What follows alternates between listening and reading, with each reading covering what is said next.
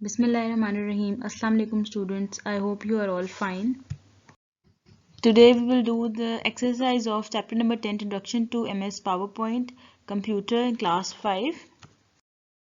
इस वीक के हमारे टास्क्स हैं यूनिट नंबर 10 की इंट्रोडक्शन टू MS PowerPoint के question answers question number 4, 5, 6 and objective exercise page number 134 and 135. सबसे पहले हमारे पास पेज नंबर 134 पे MCQs हैं. Choose the correct option and right in the space provided. यानी कि आप लोगों को ऑप्शंस दी गई हैं कुछ सेंटेंसेस के लिए, आपने उनमें से चूज करनी है जो आपको ठीक लगती है. MS PowerPoint is a dash software. कौन सा सॉफ्टवेयर है आपको पता है, हमने पढ़ा हुआ है कि प्रेजेंटेशन सॉफ्टवेयर है. इससे आप प्रेजेंटेशंस बनाते हैं. और इसमें ऑप्शन कौन सी आप चूज करेंगे, ऑप्शन ए प्रेजेंटेशन. दूसरा, dash displays the current slide number. हमने पढ़ा था, हमने देखा था कि जो स्लाइड नंबर है आपका वो हमेशा नीचे स्टेटस बार की तरफ होता है.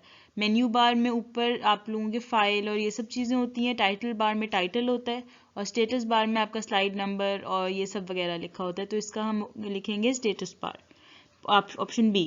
उसके बाद थर्ड है, you can type add text and pictures in a dash. यानी कि आप टेक्स्ट टाइप जो करते हैं और पिक्चर्स लगाते हैं वो आप किस में लगाते हैं, प्लेग्राउंड में, पेन होल्डर में या प्लेस होल्डर में. हमने पढ़ा था एक टर्म है प्लेस होल्डर. रेक्टेंगुलर बॉक्स होता है जो आपके प्रेजेंटेशन में होता है जिसमें आपका सारा टेक्स्ट और पिक्चर डलता है, उसको हम प्लेस होल्डर कहते हैं. तो इसका ऑप्शन होगा सी प्लेस होल्डर. उसके बाद है fourth, new slide option is present in dash group. जो न्यू स्लाइड ऑप्शन होता है वो किस ग्रुप में होता है, ए फॉन्ट, बी स्लाइड्स या सी पैराग्राफ. जाहिर है न्यू स्लाइड ऑप्शन है, स्लाइड की ऑप्शन है तो वो स्लाइड्स के ग्रुप में होगा. तो इसका ऑप्शन होगा बी स्लाइड्स. फिफ्थ है to add a theme to the slide. अगर आपने अपनी स्लाइड में कोई थीम लगानी है, कोई डिज़ाइन लगाना है तो आप किस में क्लिक करेंगी, you will click dash tab. कौन सा टैब होगा वो, ए डिज़ाइन टैब. होम टैब में जनरल ऑप्शंस होती हैं जिसमें बोल्ड, इटैलिक और टेक्स्ट की ऑप्शंस होती हैं. इंसर्ट में वो चीज़ें होती हैं जो आपने डालनी है उसमें इंसर्ट करनी, जैसे कि पिक्चर्स, चार्ट्स वगैरह. डिज़ाइन में आपके पावरपॉइंट की सारी डिज़ाइनिंग शामिल होती है. तो ऑप्शंस आपके होंगे A presentation, B status bar, C placeholder, B slides and a design. ठीक है.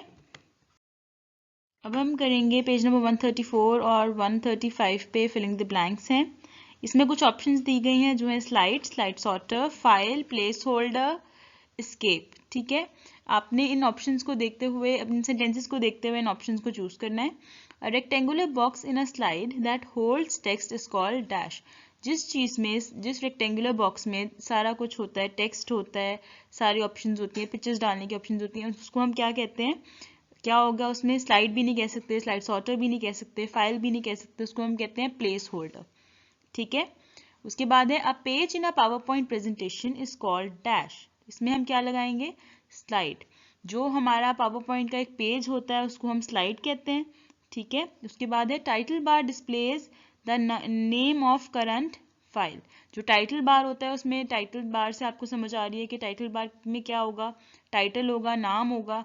तो उसमें करंट फाइल का, जो फाइल आपकी यूज में होती है उसका नाम होता है. ठीक है. तो इसका ऑप्शन होगा फाइल. उसके बाद है dash view shows the slides in miniature form. जिसमें छोटे छोटे थंबनेल्स के साथ आपकी स्लाइड्स नजर आती हैं ताकि आप उनको अरेंज कर सकें. तो वो किस में होता है, वो स्लाइड सॉर्टर व्यू में होता है जिसमें तीन चार स्लाइड्स का, जितने भी आपकी स्लाइड्स होती हैं उनका छोटा छोटा मिनिएचर फॉर्म यानी छोटी छोटी शक्लें नजर आ रही होती हैं. ठीक है. उसको हम कहते हैं स्लाइड सॉर्टर व्यू. उसके बाद है dash key is use to stop the slide show. अगर आपका स्लाइड शो चल रहा है और आपने उसको रोकना है तो कौन सी की प्रेस करते हैं हम कीबोर्ड पे, एस्केप की, यानी कि ESC जिसको हम शॉर्ट फॉर्म में कहते हैं. एस्केप की जो है वो यूज होती है आपके स्लाइड शो को रोकने के लिए कहीं पे भी. तो अब इसके ऑप्शंस क्या होंगे, पहला का प्लेस होल्डर, दूसरे का स्लाइड, तीसरे का फाइल, फोर्थ का स्लाइड सॉर्टर एंड फिफ्थ का एस्केप. अब हम करेंगे पेज नंबर 135 पे एक्सरसाइज का part C. Tick the correct and cross the wrong ones. यानी कि जो आपको स्टेटमेंट्स इनमें से ठीक लगती हैं उसमें आपने टिक का निशान लगाना है और जो आपको गलत लगती है उस पर आपने क्रॉस लगाना है. आपके इन सेंटेंसेस के सामने आपकी बुक्स में चेक बॉक्सेस बने होंगे, आपने उसमें टिक या क्रॉस लगाना है. ठीक है. पहला है आपका you can only have 10 slides in your presentation. ये स्टेटमेंट फॉल्स है क्योंकि आप जितनी भी स्लाइड्स चाहें आप उसमें डाल सकते हैं. लेकिन क्योंकि आपकी प्रेजेंटेशन जो है उसका रूल ये होता है कि वो प्रिसाइज होनी चाहिए, टू द पॉइंट होनी चाहिए, इसलिए उसमें स्लाइड्स अमूमन कम ही होती हैं, तो ये स्टेटमेंट फॉल्स है।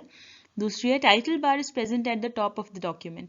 जो टाइटल बार होता है वो आपके प्रेजेंटेशन के, आपके डॉक्यूमेंट के सबसे ऊपर होता है, जिसमें आपका डॉक्यूमेंट का नाम, आपकी प्रेजेंटेशन का नाम होता है और साथ कोई एक्सेस टूल बार होता है। तो ये स्टेटमेंट बिल्कुल ठीक है। ठीक है, तो इसमें इस पे आप टिक का निशान लगाएंगे। थर्ड है you can insert word art text in your presentation. ये भी ठीक है, आप वर्ड आर्ट कहीं पे भी कभी भी यूज़ कर सकते हैं अपनी प्रेजेंटेशन की किसी भी स्लाइड में। ठीक है, उसके बाद फोर्थ है there are only 2 views in which you can see your presentation. ये गलत है, आपको पता है 3 व्यूज हैं, normal view, slide sorter view, slide show view. ठीक है, तो ये भी स्टेटमेंट गलत है, 3 व्यूज हैं, 2 नहीं है। उसके बाद है 5 अ slide is a page in power point presentation. जो पावर पॉइंट में जो पेज होता है उसको हम स्लाइड कहते हैं, तो ये स्टेटमेंट बिल्कुल ठीक है। ठीक है, तो इसके ऑप्शंस क्या होंगे, 1 का फॉल्स, 2 का ट्रू, 3 का ट्रू, 4th का फॉल्स एंड 5th का भी ट्रू। ठीक है, अब हम चैप्टर नंबर 10 के रिमेनिंग क्वेश्चन आंसर्स करेंगे। क्वेश्चन नंबर 4, 1 2 3 आप पिछले वीक में कर चुके हैं, 4th 5th 6th आप इस दफ़ा करेंगे। 4th क्वेश्चन है how will you exit power point presentation. यानी अगर आप पावर पॉइंट प्रेजेंटेशन पे काम कर रहे हैं या काम कर चुके हैं, आप उससे बाहर कैसे निकलेंगे। To close the PowerPoint presentation, जब आपने उसको क्लोज करना हो, फॉलो द गिवन स्टेप्स। इन स्टेप्स को फॉलो करते हुए आप अपनी प्रेजेंटेशन को क्रॉस कर सकते हैं या क्लोज कर सकते हैं। कैसे, पहला क्लिक द फाइल टैब, सबसे पहले फाइल टैब में जाएंगे, वहां पे लास्ट में आपको नजर आ रहा होगा click exit button, exit button नजर आ रहा होगा, आपने उसको क्लिक करना है तो आप प्रेजेंटेशन से बाहर आ जाएंगे। 5th क्वेश्चन है how will you insert a new slide. जब आपने कोई एक स्लाइड पे काम खत्म कर लिया है और आपको नई स्लाइड एंटर करनी है, तो आप वो किस तरह करेंगे। To insert a new slide in a presentation follow the given steps. अगर आपने नई स्लाइड को एंटर करना है उसके लिए आप क्या करेंगे, उसके ये स्टेप्स हैं। क्लिक द होम टैब, सबसे पहले आपने होम टैब पे क्लिक करना है, और उसके बाद है click the new tab from the slides group. Slides group में आपने जाना है उसके बाद, और उसमें न्यू को सिलेक्ट करना है, तो आपकी नई स्लाइड आ जाएगी। ठीक है,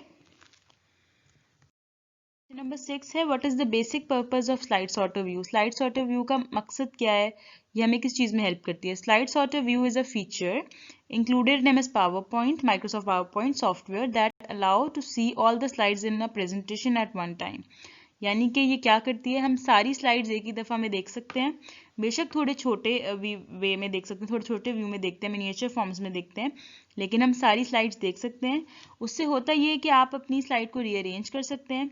ठीक है, आगे पीछे कर सकते हैं, अगर आपने कोई डिलीट करनी है आप आराम से डिलीट कर सकते हैं, आपको सारा कुछ वो उसमें छोटा छोटा नज़र आ रहा होता है कि आपने क्या पिक्चर डाली है, क्या टेक्स्ट लिखा है। ठीक है, छोटी राइटिंग में छोटे फॉर्म में आपको सब कुछ नज़र आ रहा होता है। Slide sorter view is a feature included in MS PowerPoint। ये MS PowerPoint का एक फीचर है that allow to see all the slides, ये हमें सारी स्लाइड्स दिखा देता है in a presentation at one time, एक ही दफ़ा में सारी स्लाइड्स दिखा देता है। अपना सारा काम अपनी कॉपीज़ और बुक्स में ज़रूर कीजिएगा, अच्छी तरह इसको लर्न कर लीजिए, and stay home, stay safe, अल्लाह हाफिज़।